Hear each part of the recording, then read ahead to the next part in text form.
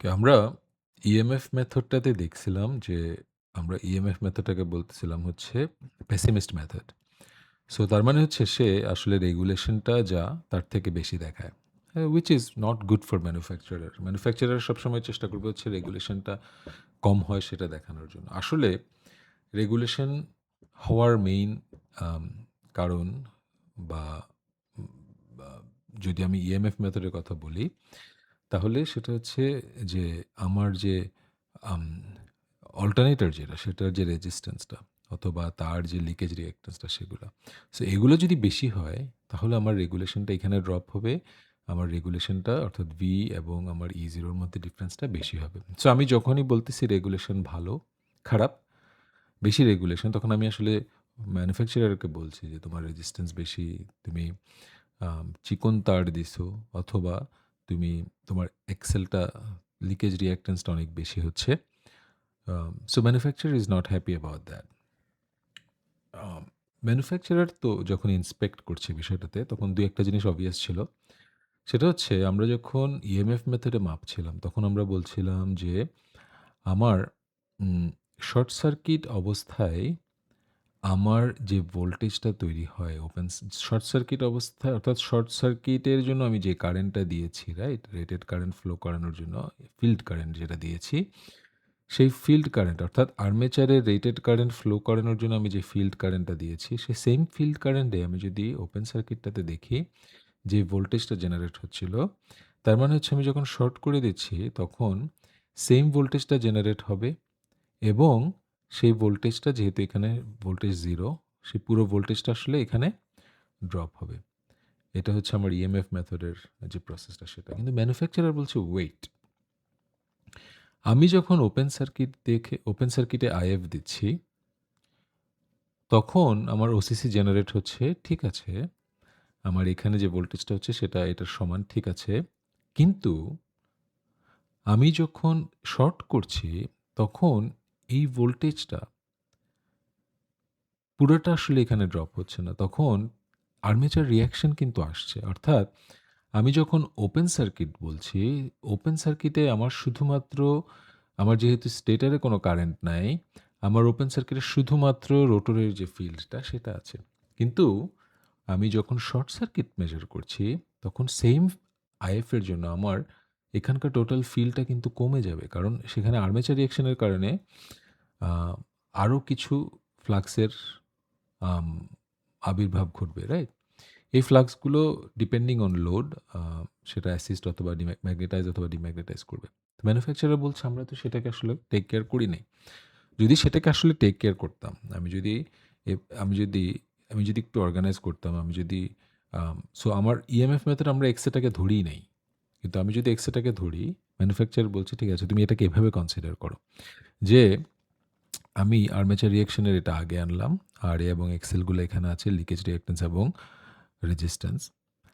আমার let's follow this guy কারণ এটার উপর তো আমার কোনো হাত নাই। XA টা নির্ভর করবে হচ্ছে ম্যানুফ্যাকচারার বলছে যে তোমার যে লোড সেটার উপর। So let's follow this guy. তাহলে আমি যদি বলি যে আম আমার অ্যাকচুয়াল ভোল্টেজ যেটা আমি তোমাকে দিতে পারতেছি সেটা হচ্ছে E0 প্রাইম, নট E0 এবং E0 প্রাইম সেটাও will be smaller then E0 because এই ড্রপটা তুমি কনসিডার করতে হবে এবং এই ড্রপের রেসপন্সিবিলিটিটা তোমার। এটা আমার রেসপন্সিবিলিটি না। ম্যানুফ্যাকচারের রেসপন্সিবিলিটি। অ্যাজ এ ম্যানুফ্যাকচারার এটা আমার রেসপন্সিবিলিটি না। তাহলে আমার অ্যাকচুয়াল ভোল্টেজ রেগুলেশন হবে E0 not sorry E not prime minus V divide by V। যেহেতু E নট প্রাইমটা E নট থেকে কম, সো আমার ভোল্টেজ রেগুলেশনটা আসলে একটু কম। ওয়েল দ্যাট আর্গুমেন্ট বায়ার সেটাকে ডিনাই করতে পারছে না। কারণ অবভিয়াসলি ইয়েস লাইক এক্সে একটা বিগ রোল প্লে করে। ইনফ্যাক্ট আমার একটা অল্টারনেটরে RA ইউজুয়ালি খুব কম থাকে এবং বড় অল্টারনেটরগুলোর ক্ষেত্রে এটাকে আমরা অলমোস্ট 0 বলতে পারি। এবং XA এবং XL এর মধ্যে যদি আমরা ফুল লোডে কম্পেয়ার করি দেখা যায় এটা অলমোস্ট 0.9 এবং এটা 0.1। সো এটা অলমোস্ট 90% এটা 1% 10% এর মতো থাকে। তো কাজেই আমরা এটাকে যদি ইগনোর করে আমি যদি রেগুলেশনটা মাপি, তাহলে আমার রেগুলেশনটা অবশ্যই আম আমার যে ম্যানুফ্যাকচারার তার বিপক্ষে যাবে। সো ম্যানুফ্যাকচারার এটাতে সে সে এটাতে হ্যাপি না। সে বলল সে প্রপোজ করছে আচ্ছা let's do another way okay? আমরা আমরা একটা কাজ করি। আসলে এগুলো এত কম আমরা এগুলোকে অলমোস্ট বাদ দিতে পারি। সো আমরা একটা কাজ করি আমরা আম আমরা একটা কাজ করি সেটা হচ্ছে আমরা আম আমরা ধরে নেই যে আমার ফিল্ড কারেন্টে আমার এই ভোল্টেজটা জেনারেট হচ্ছে। আর এটাকে আমি ধরতে পারি বা না ধরলেও চলে। তাহলে আমি ২ টা ভাগে ভাগ করলাম। একটা হচ্ছে আমার এই ভোল্টেজটা অর্থাৎ ধরি এতটুকু পর্যন্ত যে ভোল্টেজটা সেটা আমি বের করার ট্রাই করি এবং আমার যে আর্মেচার রিঅ্যাকশন এর জন্য যে ড্রপটা হচ্ছে সেটা আমি বের করার ট্রাই করি।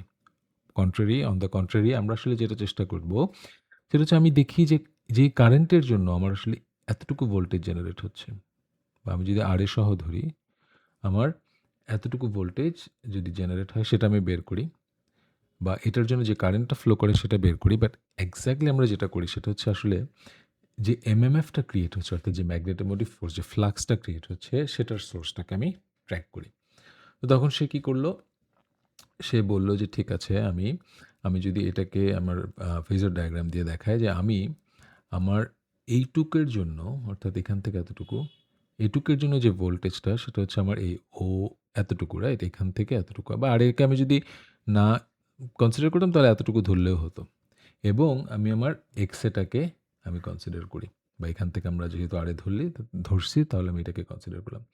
তাহলে সে বলল যে আমরা একটা কাজ করি এইটার এমএমএফটা বের করি এবং এটার এমএমএফটা বের করি। অর্থাৎ এটার জন্য যে কারেন্টটা লাগবে এবং এটার জন্য যে কারেন্টটা লাগবে সেটা বের করি। তাহলে আমি যেটা বলতে পারবো যে আমার এখানে যখন V পাচ্ছি তখন আমার টোটাল যে ভোল্টেজটা জেনারেট হচ্ছে সেটা হচ্ছে এইটা প্লাস এটা। তখন আমি আসলে এক্সাক্টলি আমার যেটা একটু আগে বলছিলাম যে আমি এই E নট প্রাইমটা আমি পাবো এবং সেক্ষেত্রে আসলে আমার রেগুলেশনটা আমি ক্যালকুলেট করতে পারবো। সো এক্সাক্টলি আমরা সেটা করছি। কিভাবে করছি? যে আমি যেটা মানে ক্যালকুলেশন করার যে মেথডটা আমরা ১ম এ যেটা করছি, আমাদের open circuit curve, short circuit curve আছে। আমরা যেটা করছি ১ম এ OA হচ্ছে আমার সেই IF-টা বা MMF এর জন্য আমি যদি বলি যে IF-টা লাগে, যেটা হচ্ছে আমার এই রেটেড ভোল্টেজটা প্রডিউস করবে। সো আমি ওপেন সার্কিটে আমার রেটেড ভোল্টেজ ধরা যাক ২২০ ভোল্ট। আমি IF-টা এমন একটা জায়গায় নিলাম যে আসলে রেটেড ২২০ ভোল্ট প্রডিউস করবে। তাহলে এই ২২০ ভোল্ট প্রডিউস করবে যেটা সেটা হচ্ছে আমার বেসিক্যালি এই পার্টটা। সো আমি এই IMF-টা পেলাম। IMMF এর জন্য যে IF-টা লাগে সেটা পেলাম।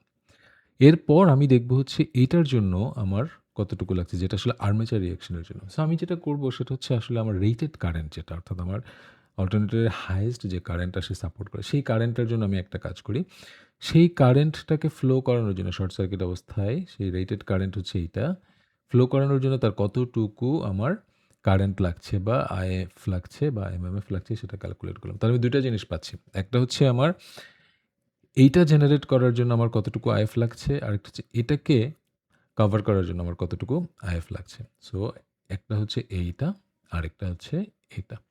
এখন তাহলে আমার এখানকার যে ভোল্টেজটা সেটা যদি আমি ক্যালকুলেট করতে চাই, তাহলে আমি দেখব তাহলে আমি দেখব যে আমার আম আউটপুট ভোল্টেজ যদি V হয়, আমার সেটার জন্য লাগতেছে হচ্ছে এতটুকু IF।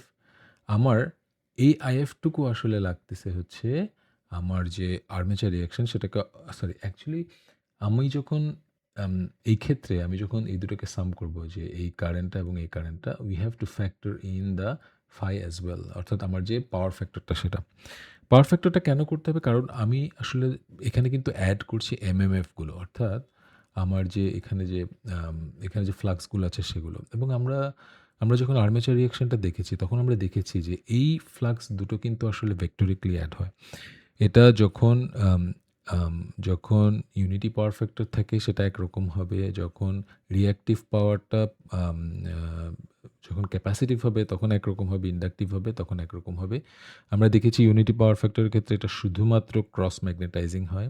এটা ইন্ডাকটিভের ক্ষেত্রে 0 পাওয়ার ফ্যাক্টর ইন্ডাকটিভের ক্ষেত্রে এটা কমপ্লিট অপোজিট দিকে কাজ করে এবং 0 পাওয়ার ফ্যাক্টর ক্যাপাসিটিভের দিকে এটা আসলে এটাকে অ্যাসিস্ট করে।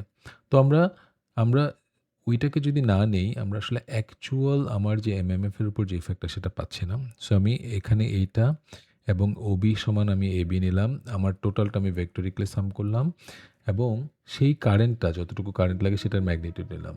এবং সেখান থেকে আমি যেটা দেখছি যে আমার ওসিসি কার্ভ থেকে তাহলে এটা হচ্ছে আমার E0। তার মানে আসলে যেটা বলছে সেটা হচ্ছে এই অবস্থায় আমরা বলতে পারি যখন E0 জেনারেট হয়, যখন E0 টা জেনারেট হয়, তখন আমরা আমাদের এখানে যে ড্রপটা হয় সেটা হচ্ছে এইটুক IF এর জন্য যে ড্রপটা ছিল যেটা, সেটা হচ্ছে আসলে এইটুকের জন্য যে ড্রপটা ছিল সেটা।